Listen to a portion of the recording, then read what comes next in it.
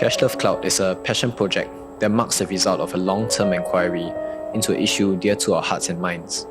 And the pavilions were designed as an attempt to incite a genuine conversation with anybody and everybody. We are Studio AKIPLGO, and we are the designers behind Project Cashloveclout. Cashloveclout is a collection of sculptures in the Paya Lebar district.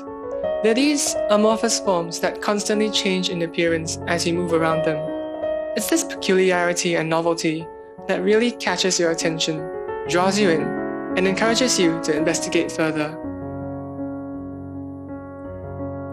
The sculptures were designed and constructed in response to an incredibly ambitious brief to enliven public spaces. The question on our minds was, in the present-day world of crisis, amidst an increasingly dynamic and plural public with changing and multi-generational values, how can we incite genuine public conversation and contemplation?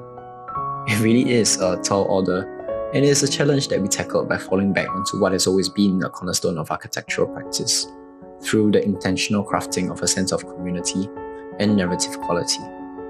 Based on the belief that a public intervention is not simply for, but also with the public, we felt strongly that anything we attempted to design and build in that small pocket of space had to first create and inspire a sense of emotional belonging, to speak of our aspirations, desires, and lifestyles as a collective society.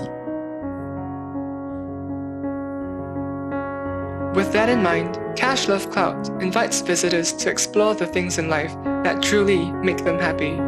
Using anamorphic projection, the three symbols of the $, heart, and trophy materialize when we view them from specific points, representing broad notions we generally associate with happiness.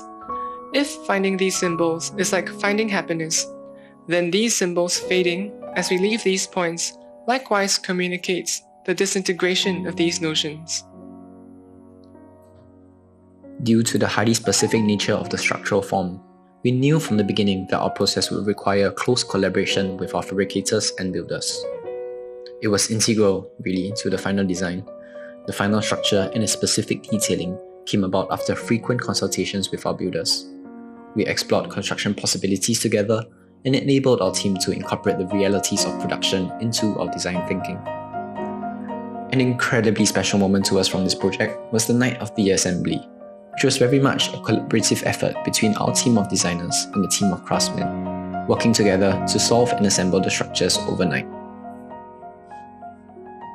A large part about Cashloveclout is the idea of finding your own happiness.